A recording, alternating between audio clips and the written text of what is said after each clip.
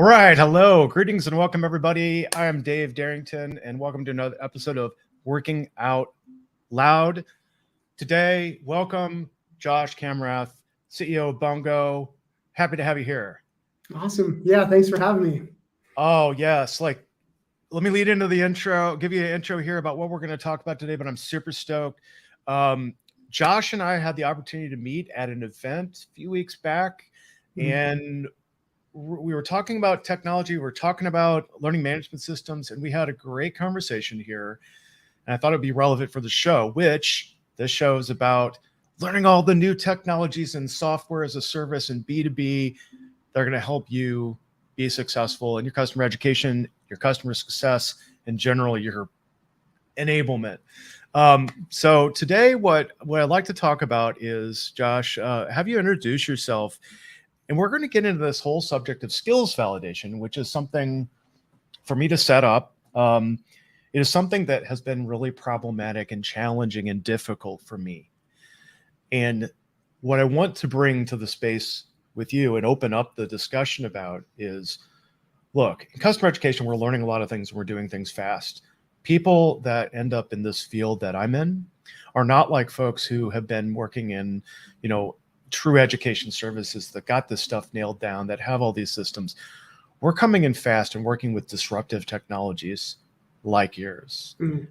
And it benefits us all the time to keep our eyes open, our ears open, and do exactly what we're going to do right now, which is have a talk about Bongo and how you're disrupting the market for skills validation, what even that means. So before we do that, let's just talk shop. Where'd you come from? Not your mom, but how the heck did you get into this role? What was the passion that led you there, or this opportunity? I want you to tell the audience your story because I thought it was amazing. Yeah. And, kind of my background is interwoven with the origin story of Bongo. And really what that is or has been is it was actually founded by a tenured professor. And I was the first employee at Bongo right after I graduated university. I worked for a middleware company and worked there for a year. Then my girlfriend at the time was originally from San Diego and wanted to move back there. So I had to quit my first job, put my feelers out. And Dr. Jeff Lewis, one of my professors, was, again, the founder of Bongo. One of the people I reached out to. And I basically said, why don't you try to go sell our software to the education market in Southern California. So that's what I ended up doing. Ended up living at my girlfriend's parents' basement. So my in-laws now.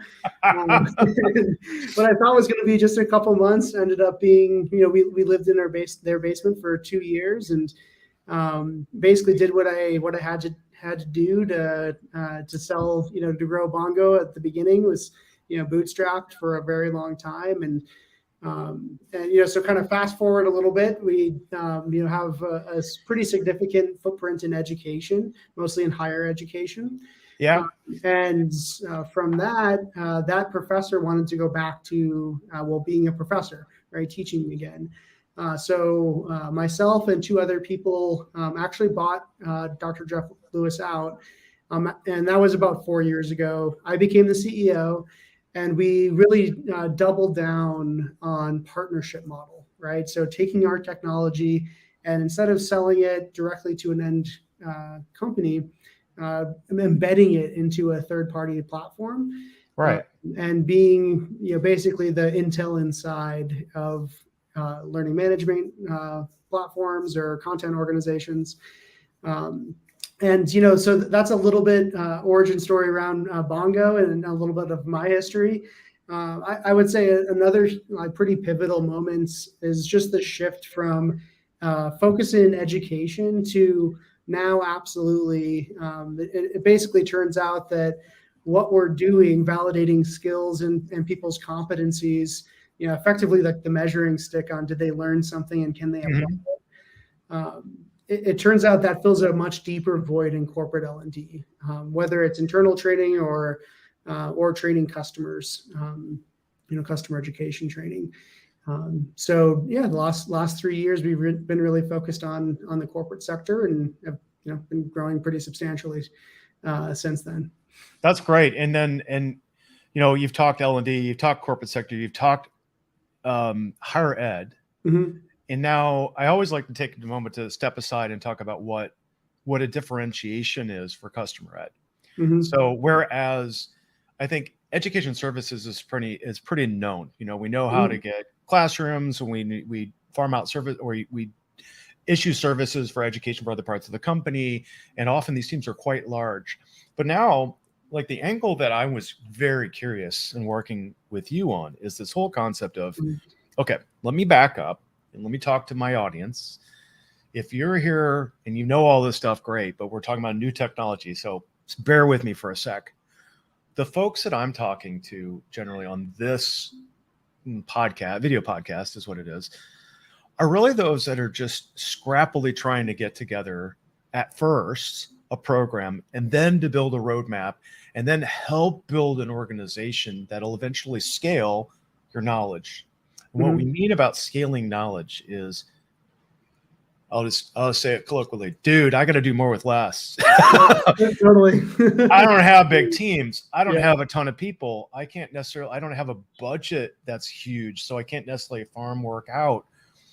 Now, when I think about skills validation, what I like to do is go a little real micro then, is when you say skills validation, what does that mean in like a use case, like just take a day in the life example of, I want to validate, you want to validate my skills on using your platform.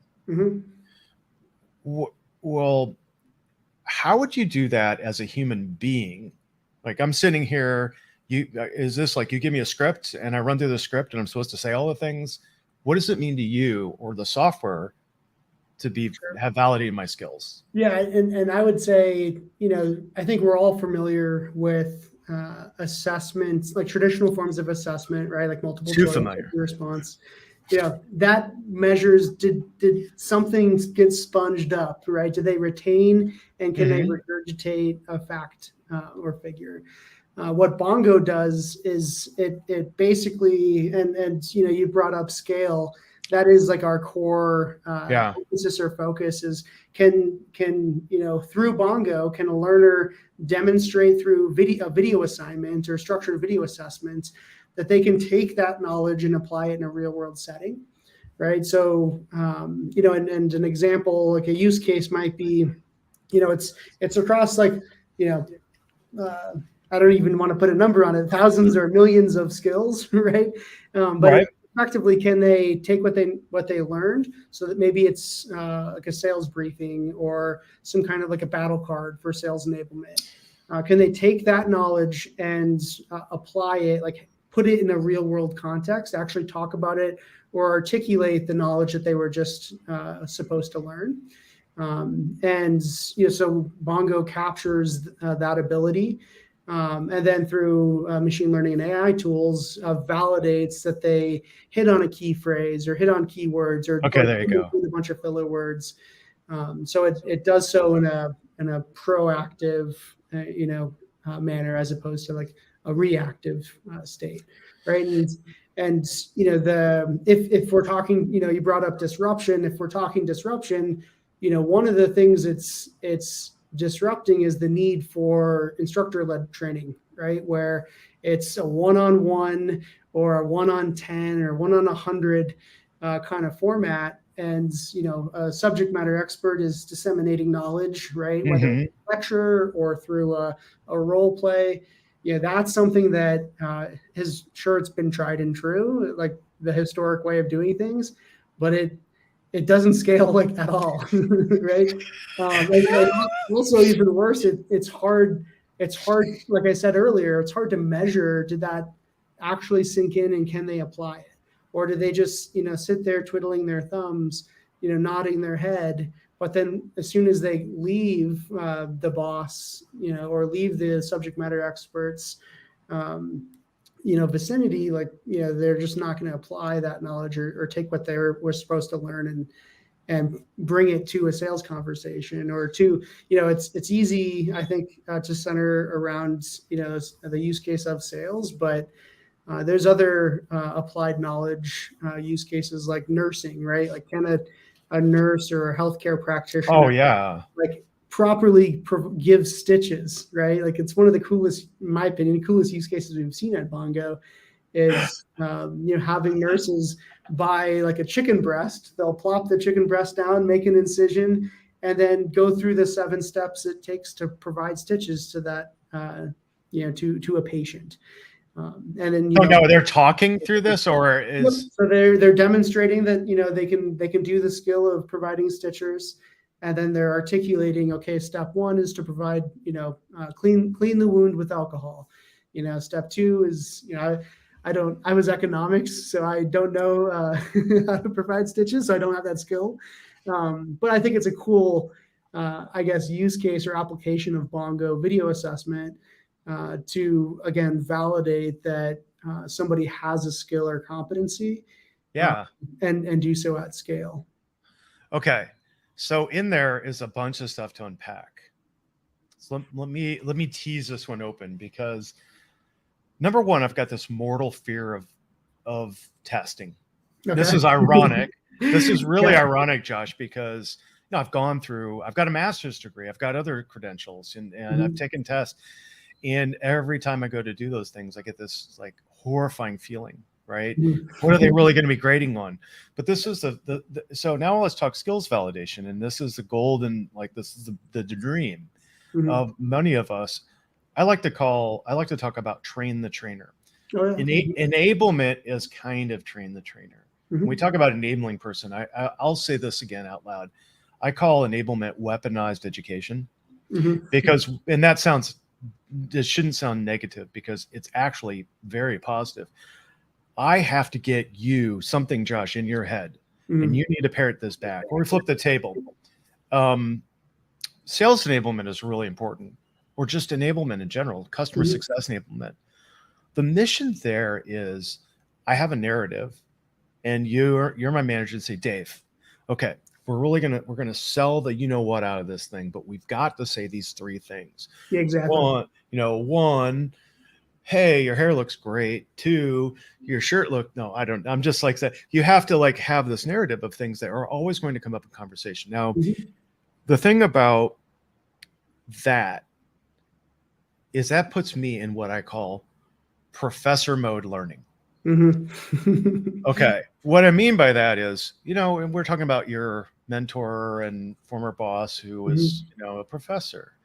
What I always did, if I go to teach a class, I would get the books, I would come up with an idea, and I go, I want it from here. I want my students to have these learning outcomes.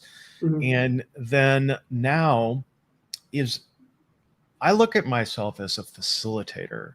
I don't look at myself as necessarily just a subject matter expert, although I am. What my job is to fluidly connect your mind to the key ideas and go, okay, Josh, what's point number 1? Point number 1 is this product's going to save you X time because you're going to do Y. Okay, cool. So what's in it for me? Now, how? And then you go, well, to do this, you go into the app and you install it like this, and then this is where you go to use it. Cool. Now, how do I show I'm getting value out of that? Well, do these things. So you've got these 3 little narrative items. This could be anything. We could have a customer success team that we're enabling, or it's because they're sales and post-sales type, or you have your, let's go more. I have a new support agent, and I want to get them up to speed, but I'm a little afraid about them getting on calls because they could ramble and screw things up. I need them to go 1, 2, 3, 4, 5. They have to know these things because it's a break-fix situation in support. If they don't triage and do step 1, then they might cost us 15 hours of support time. And it's something that it was a toggle, So what scares me on all this is now you're entrusting a computer and the artificial intelligence that's loose in the world now, okay? You're trusting that computer to catch the things that what would I normally have to do, Josh? Watch a person, right? Yeah, exactly. So what you normally would have to do is that one-on-one coaching or mentorship, or and there's ways, and that's to be totally blunt about it, that's how that platform was originally designed, was to have a subject matter expert provide effectively one-on-one feedback.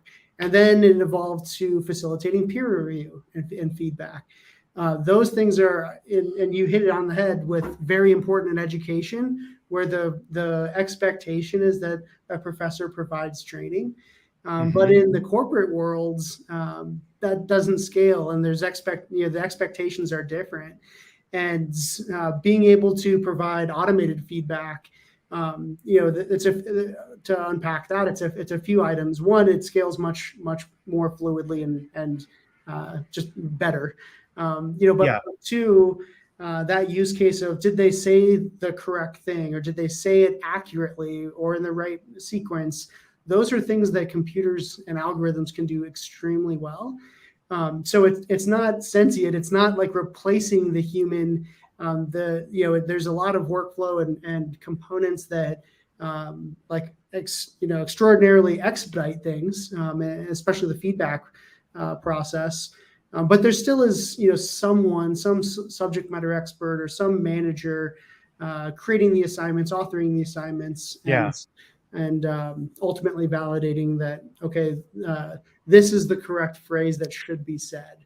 But then, the other item that you mentioned, just around, like test anxiety. So I would say there's a couple different core items of Bongo, and really 4 different, we call them assignment types, different workflows of how to make a submission. Yeah. There certainly is, one assignment type that is, the purpose of it is to replicate a face-to-face environment. So it is like a test, or like an interview is another, commonly used workflow.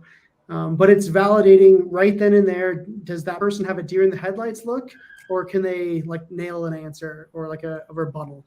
So that's a workflow that exists. But another workflow is more facilitating a safe space to practice, right? And a judgmental free. That's what I'm looking for, right? And that's a huge, for people with test anxiety, or if this, if the objective is centered around a learning outcome, right?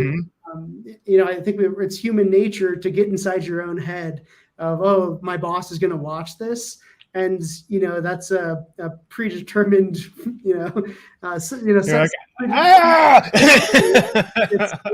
there's already a high level of anxiety there that comes with that. But if the objective is just to facilitate practice and have the algorithms provide feedback, and for you to watch your own presentation or recording and validating a skill, that's a really good way to facilitate learning, and especially learning with a desired outcome, right? Some objective that's being, we're working towards. And another great use case, of that is, there's, we've all been on a call center call where before the call starts, it says, oh, for quality assurance, this call is probably going to be recorded, right? That was maybe the first iteration of adding additional accountability to an interaction. One of the core differences with Bongo, though, is it's structured and set up to proactively, beforehand, provide feedback and coaching, not after the fact. You don't have to sacrifice a lead or a sales call to get a learning event to take place. And that's one of our other big items, or philosophical DNA components of Bongo is, we are more of a teaching and learning tool, not a big brother type of tool. But organizations are using Bongo, right? So we have a massive, the largest telecom company in Australia uses Bongo to guide customer call center conversations, right? So can they, close a ticket quickly, right? Is the use case, and are they saying the accurate things? We have a major. I'm not sure if I'm allowed to say the name, but it's a major fast food provider where they're coaching all of their employees to, when a customer asks for ketchup, they give them ketchup and they say, "My pleasure," afterwards, right? There's a specific word or phrase in that capacity where they're trying to, validate and, did that person say that thing? And yeah, so there's lots of, I guess, pretty wide applicability in terms of how Bongo video assessment and skill validation can be used. That's pretty okay. So now I'm with you, and actually, it's made me feel good because I want to think about the human freight of the validation issue. Mm. So I built a couple certification programs, right, Mm-hmm. all the way through. Built train the trainer programs all the way through. Trained partners at big organizations like Deloitte and Accenture and all these amazing consultancies. The problem, what happens for me and people in my space is we're inundated with all these needs and we're going really fast. Mm-hmm. And I'll go back to when I was at Outreach and we were building a train the trainer type program. Mm-hmm. The single biggest complexity in that is, okay, well, I had to one-on-one train these people who will become trainers. And so we're giving them the training. They're watching the training. Maybe they're watching on demand versions of that. They have a script. Okay, they're supposed to go through the script. And the caveat, the difference between a live training session is this might be a half hour, 45 minutes, an hour. Not I'm on a sales call with somebody. It might take 15, 20 minutes. Mm-hmm. So you now have got this length. You have all this stuff in your head that you've got to cover. Mm-hmm. And guess what?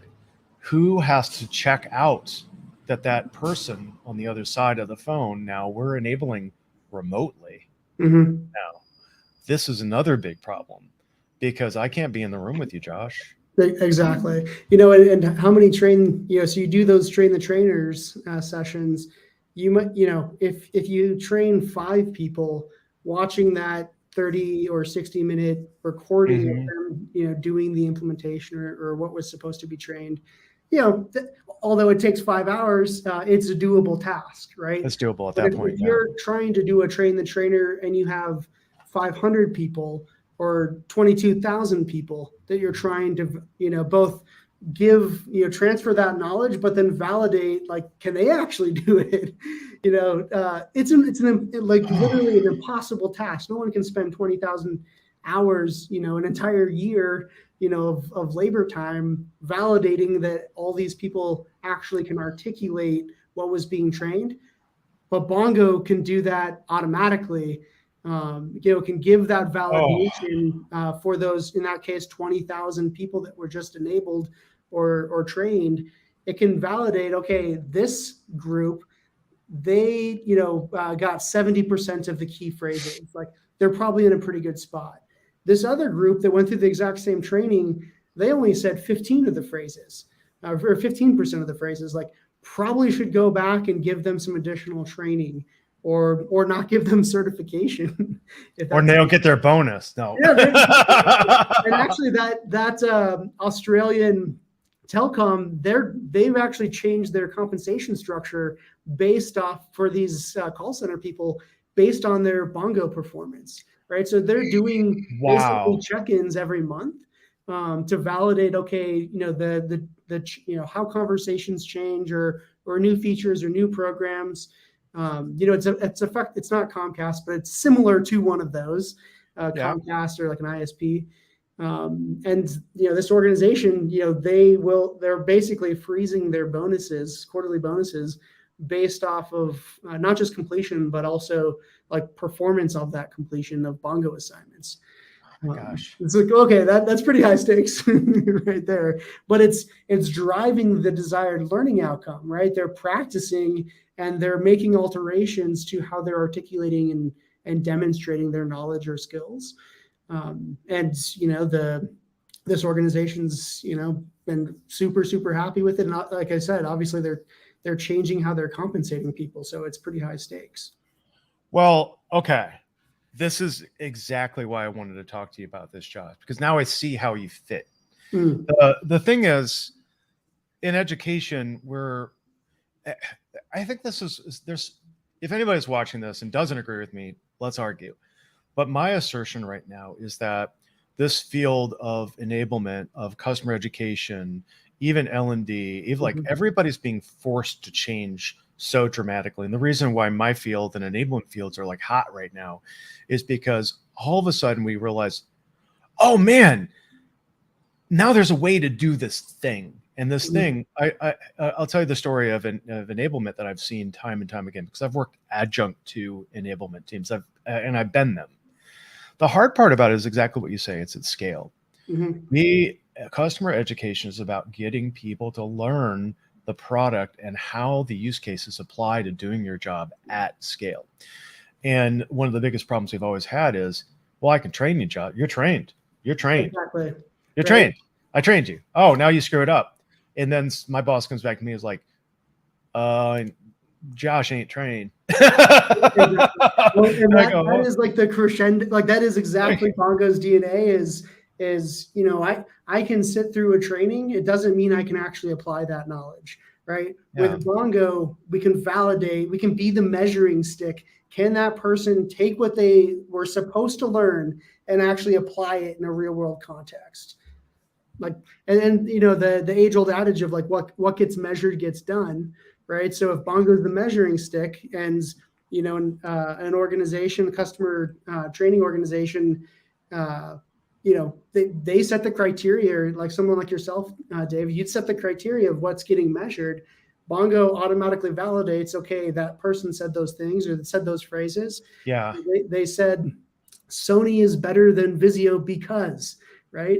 And then you can, you know, so that might be a really important phrase for all the people selling Samsung TVs or Sony TVs at Best Buy, right? But to enable all of the Best Buy people to sell more Samsung TVs, it's an impossible task.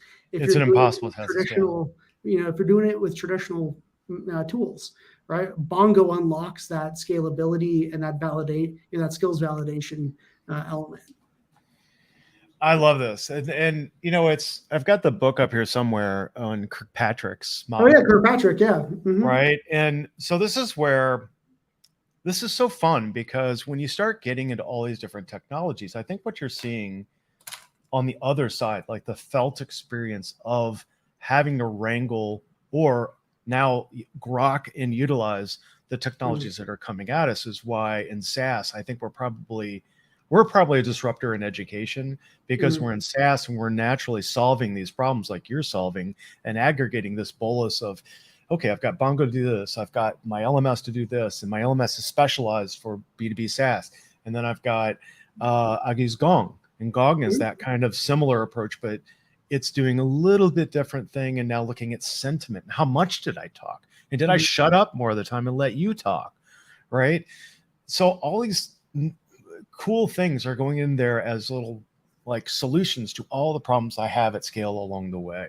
Enablement is the hardest for me because, you know, I'm going to be very transparent with my audience and a little vulnerable, is that I see enablement and education being contentious at times.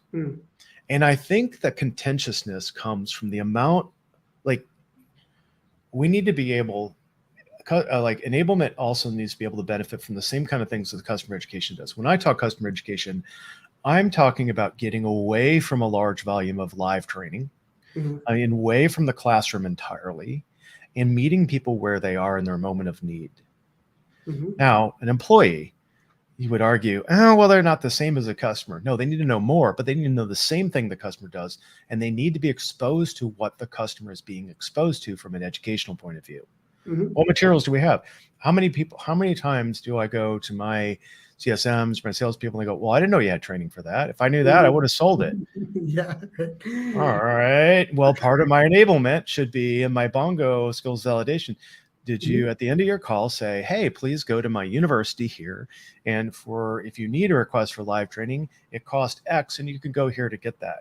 You know, like these, oh, wow, you have training. So this kind of this completes a lot of that fabric, and it locks into place that other piece where now I don't have to train and watch 20,000 hours of video.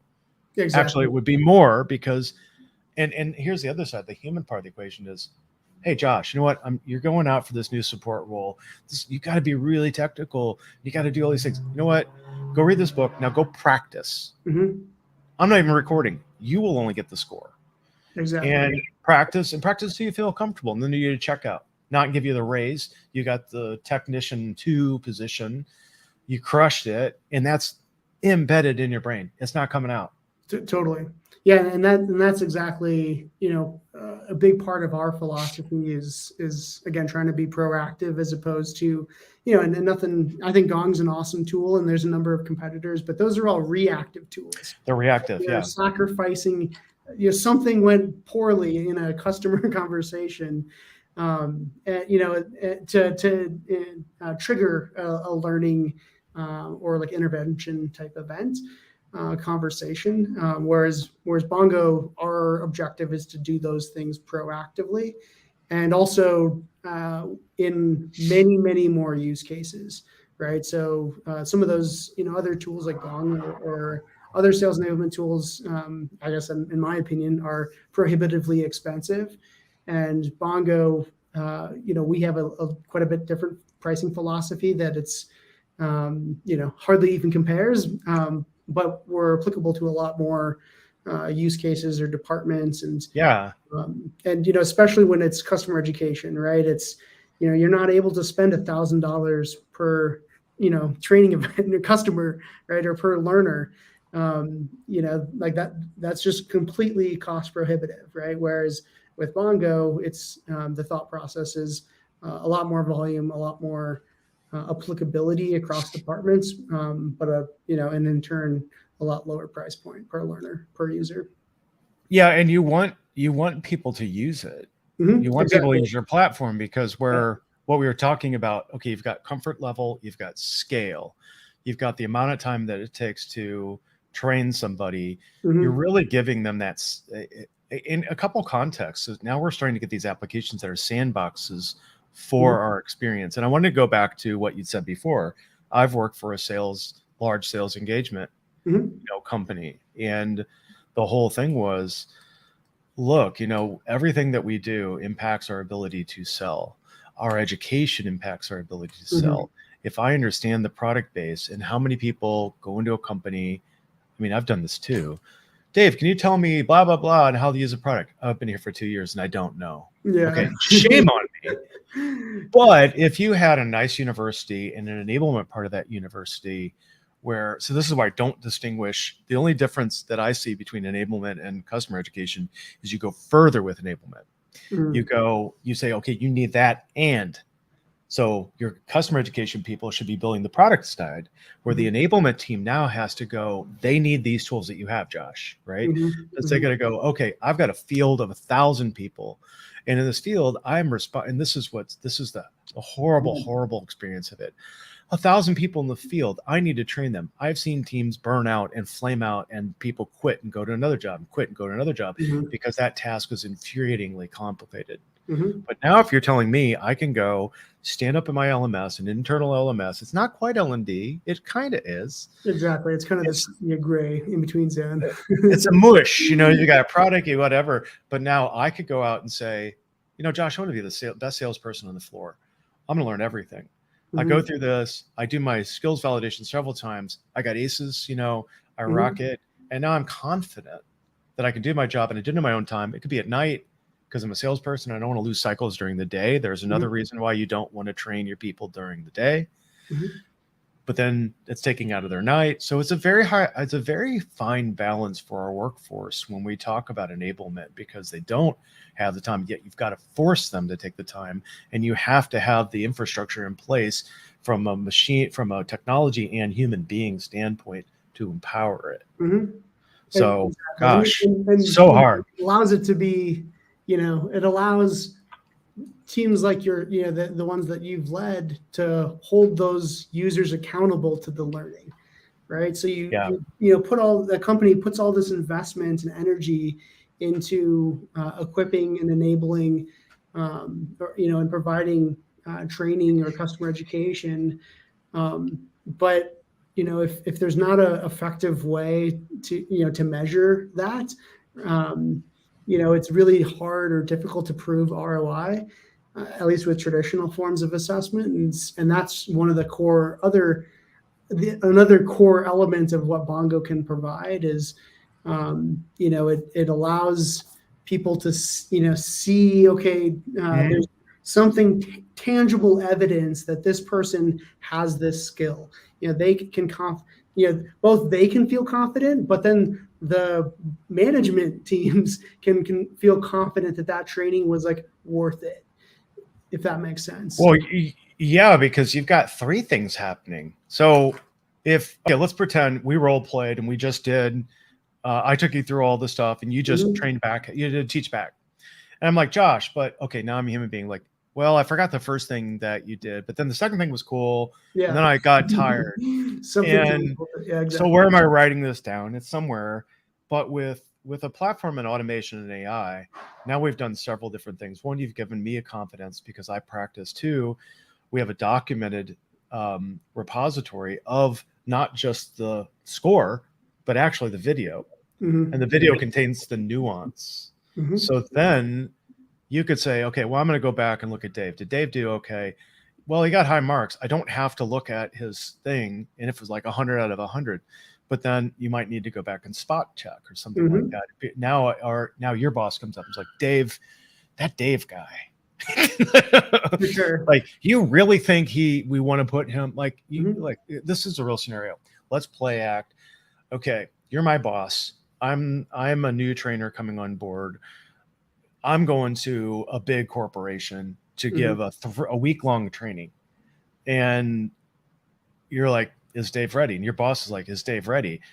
Now we have the confidence because I've done all this work. I've had the time. I might not even have worked with the training manager to do it. I'm confident. You're confident, and you can see the proof on multiple aspects. Exactly. The Bongo assignment is like the conversation piece where learning, either kudos or constructive criticism can be facilitated, right? And that's like I guess another cool use case is, one of so it's a current customer. They're it's a large company started by Bill Gates that basically they have tens of thousands of resellers, right? Selling Microsoft BI or selling products basically. And so that organization had a very difficult time. They invested millions of dollars in resources to equip and enable these resellers, but there was very little tools to basically validate, okay, which different VARs or resellers actually are like taking this material and applying it in a sales conversation. Yeah. And so what they've implemented it, and like I said, there's 22,000 reseller users. They don't look they're basically using the tool to triage. Okay, the 5% that did very poorly, they'll go in and provide additional training and additional, and I guess it's an enablement in that case. Yeah. But it actually allows a team of, I think, like 15 or 20 people to scale, to hold them accountable, to have a conversation around, hey, is this worth it? Are you just BSing? Because that's another huge problem that it's solving. You've got a BS detector built in. I want that. Well, BS alert. The problem is that so sometimes those salespeople or customer success people are good at getting people off the phone or getting them to transact, but they're selling stuff that doesn't actually exist. So then that customer ends up churning, right? So they might transact, which is a measurable result, but it's like a false positive in that it looks good, but then that revenue churns, which is further down the value chain and not what's ultimately best for the business. So Bongo can, again, be the measuring stick that validates, okay, they're selling it the right way, or they're having a conversation the correct way to lead towards the desired outcome, not just to complete the training and move on with their lives. Which is what most people want to do, right? Exactly. Oh, I was talking with a salesperson about this, and they were saying, lamenting, oh, another boring sales training. I know this. I don't need to be, but I've got to stay here. I've got to be seen. Mhm. I'll just stay here and kind of stay engaged and wiggle my mouse every once in a while. Exactly. But then that's this is really the grail, right? Mhm. What I like about this product that, and this is the reason I'm doing this, to get people exposed to all these edge cases, and these are not edge cases down the road. These are the life-giving applications that are going to help Mhm. us scale all of our education. And if the message that I make is heard, it's we like ultimately these products are all kind of converging. So what I would do, okay, let me say this out loud, because I'm thinking about what would be helpful for someone like me, who is now an education enablement person. And again, this is for both audiences. How am I building my stack? And when I say stack, and the terms that you were just using are the customer success terminology. These are the two things that really bumfoozle, if I want to add a third word in there, people about education in this space. Because educators will come in going, hey, I know how to do these, and I know how to do, here's a curriculum, and I know how, yeah, you know how to do those things, but you don't know SaaS and software and the speed, and oh my God, what's going on here? Or you get somebody from customer success or elsewhere, and they don't have instructional designer training, and they're coming in like, I know all these languages and I don't know how to use the app, but so my audience is looking for how to put all of these things together in motion and when. So I would say, okay, well, if you're going to build a program, when do you need skills validation? I would say skills validation comes part and parcel to credentialing and badging, partner enablement, and internal enablement in all cases. It may be even in your L&D program if you're willing For to get down sure. And I would argue, it's important when you're just baking in the curriculum if it's anybody who's customer facing, right? Yeah. Because like I know we've centered around a number of sales use cases, but I think you had mentioned Kirkpatrick model earlier. Being able to articulate knowledge is like the highest form of mastery, right? So Yeah. whether you're getting a badge or a credential, or you're just working towards learning something, being able to articulate it, and hopefully apply it in the context of work, like that is very, very valuable, and a measurement of, okay, that learning that was supposed to take place, that curriculum that was supposed to be consumed, actually was right. Like it's a true capturing of knowledge, as opposed to, like you were saying, just button mashing through the training and being done with it. If and like we've all we've all done that. Like that's just the reality. This Bongo holds learners more accountable to what they're supposed to be learning. Oh my God. I thought, Josh, just while you're on the phone here, I thought of the one use case that I've always wanted to solve for. Sure. So here's a story. When I was in the elevator one day, I think with one of my CEOs, and I said, this sounds crazy, but I think everybody in this company should have a pitch, have the memorized pitch. And they're like, tell me more. I'm like, but I mean, how would I do this? Now I know how. Yeah. The thing is, okay, you work at a startup. You work at a startup. I've worked at startups, all kinds of them. What happens when somebody comes up and says, "Hey, Dave, what do you do?" I'm like, "Oh, well," he's like, "What does your software do?" I'm like, "I am the educator here. I should know this." But but in that moment, you're not glib. In that moment, you're on the spot. In that moment, this escapes. So there's something like in startups where I really think, and actually in any company, I think one of the imperatives that we should start to bring to our cultures is everybody's an educator. Absolutely agree. But Adam Evermescu has said that before, so I'm giving him attribution, but I believe in it, that the act of processing and understanding what my company does is so important. Because if I'm 50 people or 200 people, when you get to be 1,000 or whatever, there's people that do that for you, right? They're in marketing or whatever. But early on, you're your emissaries. So everybody in your company could take a short thing. I absolutely agree early on, but even at the latest stage, right? Like, and that's where I was, philosophically, there's sales enablement tools like Gong that are specifically purpose built for sales.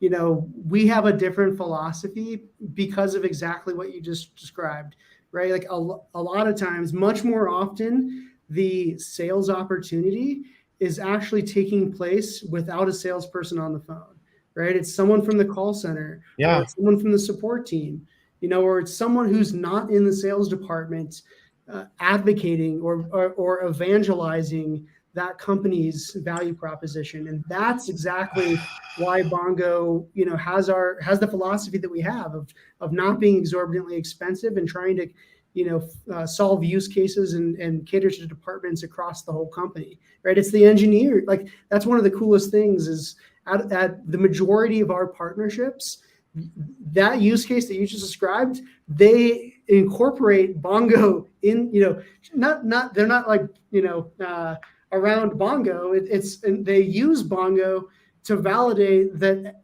in their onboarding process, that every employee can pitch, what does Thought Industries do? What does Learn do? Why is it different? And, it's again, not just in that case, it's not even just the customer facing people, it's the engineers that also, because I like that when they're pitching, at a bar or a brewery or something to their other engineering friends, and they're able to articulate why their company is cool and what they do, that becomes a recruiting mechanism, right? So it's, like I said, I can't agree more with that statement that it's critical across the entire board of the employee base.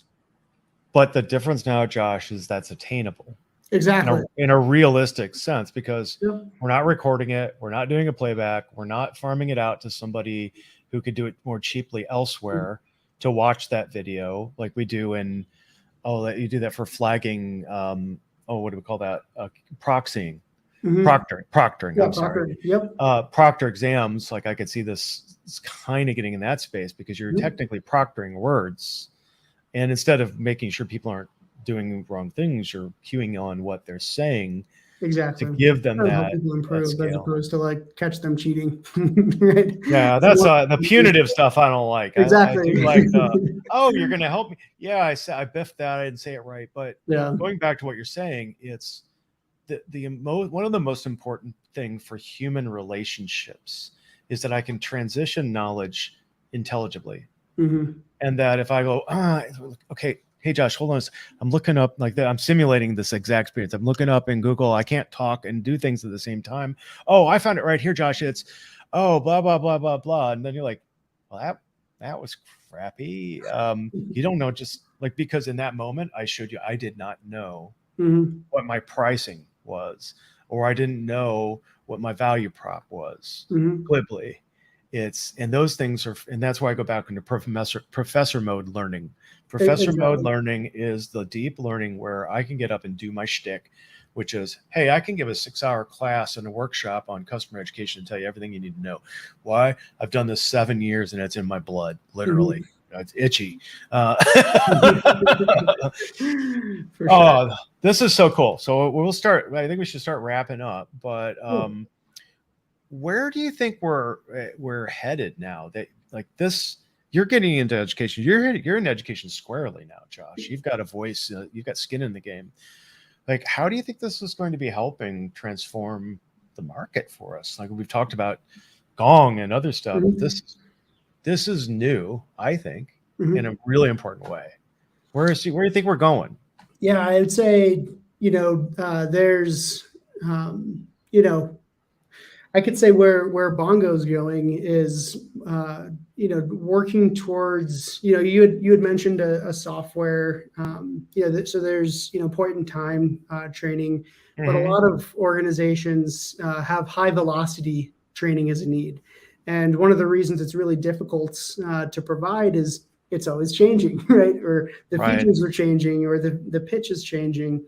So one of the, I would say, cool features that we've recently rolled out is it's called Phrase Gen, where you can basically submit a piece of source material, right? So a video or battle cards or, product briefing. Our tool intelligently picks out, okay, these are the important things that should be said. And then you can check those and validate exactly, them. and then it validates then that okay, when somebody's talking about XYZ or if they were supposed to read this product brief and then talk about what features are new, the system will automatically and intelligently pick out okay, these are the important parts, and then validate did they say those things. So that's something that we've just recently come out with, and I think that's like the flip side of it. Yeah, it's just trying to make like you said, it's a lot of times customer education teams or L&D teams are resource constrained, and working towards being bigger than they seem, or like having a bigger shadow, like a bigger footprint. Like I'm a cat. Exactly. Like we're trying to basically make their lives easier and make the training scale larger and faster. So I personally think there's a lot of room to build that out and make it really refined and then having there be integrations with like HRIS systems or so you can then tell over a period of someone's tenure, like who not just has these skills but who can adapt really quickly or learn new skills. And especially for larger organizations, being able to have that insight so they can pick teams and put people on specific projects based off not just their single point in time skill set, but their ability to learn new skills. I think is going to be really, really compelling and cool. And that's directionally, I think where we're headed. Again, a little bit of a philosophical difference in that not trying to do the thinking for people. We're trying to validate that they have the skills and more empower them to be more successful. Absolutely love this, Josh. It's so fun and it's a cool technology and you can do a lot with it. And the last part about it where you would say I can feed something into it and have it help me phrase generate. I see that as being even more valuable for, look, you got a harried team that's got 10 things to do and they just don't have time. They put in the engine, they go tweak. No, that's not correct. Okay, done, submit, get it out there, go do your training. So that now they have scaled their time and their work because they didn't have to. Like the hardest thing for me, Josh, sometimes is go, oh God, now I have to create this training. Yeah, exactly. Where do I start? What is it? I might have had the greatest trainer on and I need to pull something out of that. So it's a hardcore assist to help people. And now I'm actually seeing this. You could actually have all these other intelligence rev gen engines looking at you from different lenses. Like one's looking at your conversational intelligence. How are you? What's your balance, your cadence? Are you dominating? Are you not? Are you missing things? Now you're filling in with what are the actual words that they're saying too. So you've got this full presence. It's almost freakish in its ability to help get you. But if we put it in the right context, it's not about your boss firing you. It's about you having the tools as a salesperson or whatever you do to actually make yourself better without and here's the big pitch. I think this is where I want to end this conversation or lead up to it is the single most difficult challenge in every company that I've worked, particularly startups, is how do I transcend this knowledge to you? I don't have time. I don't have energy. I have 50 hours a week when I'm on calls back to back with customers and I'm your subject matter expert. Right. Now, Josh, WTF, you want me to go and train some noobs? Like, ain't going to happen because either I can make this money, but then that is the revenue lift. That is revenue enablement. I'm using that word, yes, because it's important now because revenue enablement, this whole thing is about looking at all the plays and all the things we could do to optimize our company's ability to generate revenue without inefficiencies. And that's a human thing. It sounds about money, but it's about us being efficient with our time and knowing where we're screwing up or not so we can be the best we are and make it easy. So, oh man. Oh, all right. You blow my mind. This is the next best thing I want. And I think how do we find you, Josh? And how do we find your company? Yeah, so you can find me on LinkedIn. You can find our company just at bongolearn.com. There's I had a banner for this. Here's you. So There's Yep. you on LinkedIn. Yeah. And here, I'll make one real quick for, I got to make a new one here. For sure. BongoLearn.com. Yep, bongolearn.com. And historically, we've been driven the last 4 There we years, go. really driven through partnerships. So we're the, kind of the intel inside other platforms. Then just recently, we've launched a SCORM capability. So now, we can be packaged as a SCORM, in a SCORM wrapper and basically plugged into any platform. So we're pretty stoked about that as well. And you should be, because there's all kinds of capabilities now. Oh my gosh, Josh. Okay. My brain's going to pop. Like I'm full. I've loved talking to you. This is a great product, and I'm glad to share it with the world. And we worked out loud to talk about how the application can actually benefit you in a completely different way. So I urge all of you to check out bongolearn.com, talk to Josh. This is the next great thing you need for your education stack. So Awesome. with that in mind, we're done for the day. Again, like I say on my other podcast, C Lab, get out there and find the others, learn. And if you're on this show, comment. We're live, we're streaming. Someone will be live, even though we see their pre-recorded thing up in the top. I'm always on, just chatting at people. But no, this is on LinkedIn and on YouTube. Lots of opportunities. So get out there and contact us. And thanks for joining us. And we'll see you next time. Awesome. Thank you. Cheers.